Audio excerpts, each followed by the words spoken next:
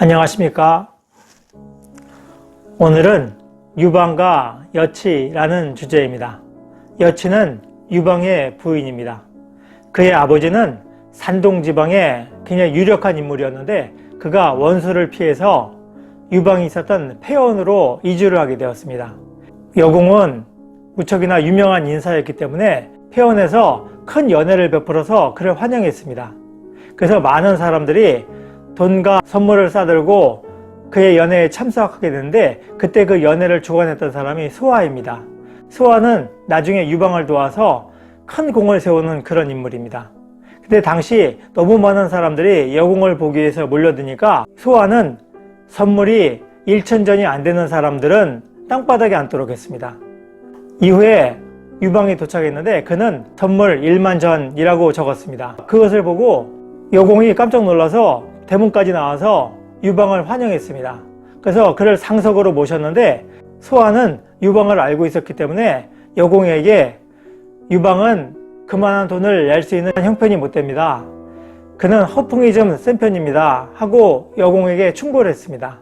여공은 그 관상을 잘 보았습니다. 그래서 그는 유방의 관상을 보고 이 사람이 보통 사람이 아니구나, 크게 될 사람이구나 하는 생각이 들어서 자신의 딸을 유방과 결혼시킵니다. 그가 바로 여치입니다. 그 여치는 유방과의 사이에서 일남 일녀를 낳게 됩니다. 첫째가 노원공주이고 둘째가 유영입니다. 그래서 이 유영은 나중에 해제가 됩니다. 유방에 들이어서 2대 황제인 해제가 됩니다. 한편 여치는 기원전 205년에 벌어졌던 팽성 전투에서 유방이 크게 패해서 도망치면서 유방의 아버지와 여치는 항우에게 포로로 잡히게 됩니다. 그래서 2년 이상 포로 생활을 했는데 나중에 평화협정을 맺어서 결국에는 유방에게 돌아가게 됩니다. 그리고 기원전 202년에 항우는 싸움에 패해서 오강에서 자결을 하게 됩니다. 그래서 한나라 제국이 세워지게 됩니다. 그러니까 유방이 황제가 되고 여치는 황후가 되고 그의 아들인 유영은 태자가 됩니다. 그런데 나중에 유방이 척부인을 청해하였습니다. 그래서 그 척부인과 낳았던 여의를 태자로 세우려고 했습니다. 그러다 보니까 당시 태자태부로 있었던, 그러니까 태자를 가리켰던 숙선통이라는 인물이 자신의 목숨을 걸고 반대하였습니다. 한편 여우 같은 경우에 당시 유방이 가장 총애했던 장량에게 어떻게 해야 될 것인가 하고 자문을 구해서 상산사호라는 운둔했던 현자를 초빙해서 태자를 보필하도록 하였습니다. 그러다 보니까 마침내 유방은 태자를 바꾸고자 하는 그런 뜻을 접었습니다. 그리고 얼마 있다가 결국 유방은 죽게 됐는데 그 이후에 유영이 황제가 돼서 해제가 됩니다. 그리고 여치는 태후가 되죠. 여태후는 유방의 총애를 받았던 척부인을 무척이나 싫어했습니다. 그래서 척부인의 아들인 여의를 독살합니다.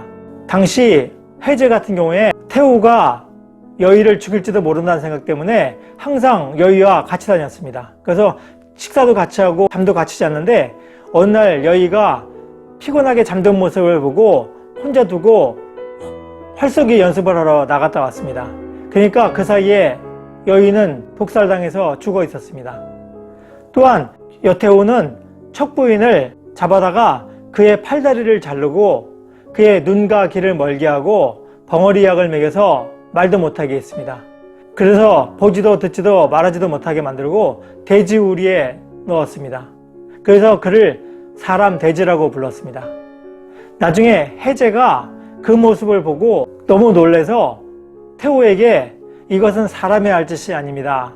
나는 이제 황제 생활을 할 수가 없습니다 하고 슬퍼하면서 1년 이상 몸져 눕게 됩니다.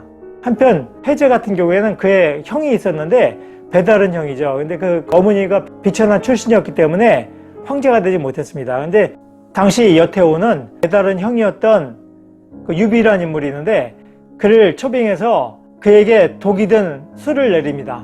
그래서 그 독살하려고 했는데 해제는 그것을 알아차리고 그 잔을 자신이 마시려고 합니다. 그러니까 여태후는 깜짝 놀라서 해제의 팔을 세게 쳐가지고 술잔을 떨어뜨립니다. 그래서 유비는 목숨을 구하게 됩니다. 그래서 그는 자신의 봉주로 돌아가게 되죠. 살아서 본국으로 돌아갑니다. 그래서 크게 겁을 먹죠. 한편 이런 일이 있다 보니까 해제는 완전히 정치의 뜻을 잃고 황제로서 제대로 활동을 하지 못하다가 23세의 나이로 죽게 됩니다. 이런 일이 있을 정도로 여태우 같은 경우에는 권력력이 무척이나 강한 사람이었습니다. 유방 같은 경우에는 유씨 이외에 다른 사람을 왕으로 봉하지 말라 하고 신하들과 맹세를 했었는데 그 백마의 맹약이라고 합니다. 그것을 깨뜨리고 여태우는 자신의 멋대로 자신의 친척들을 왕으로 봉합니다. 그런데 나중에 여태우가 죽고 나서 유씨들이 난을 일으켜가지고 여씨들을 모두 축출합니다. 그래서 여씨들을 모두 몰살시키게 됩니다. 어떻게 보면 인과응보가 되는 것입니다. 여친은 중국 최초의 정식 황후입니다. 그리고 정식 황태후이기도 하고 정식 태황태후이기도 합니다. 그러니까 그의 남편이 황제였고 그의 아들이 황제였고 그의 손자가 황제인 최초의 여성입니다. 또한 중국에는 3대 악녀라고 불리우는 사람이 있는데 그가 바로 여태우와 당나라 시절의 측천무후, 청나라 시절의 서태후 이렇게 세 사람을 중국의 3대 악녀라고 부릅니다. 다음 시간에는 약법 3장이라는 주제로 말씀드리겠습니다. 노력하는 여러분의 동반자, 동반TV입니다. 감사합니다.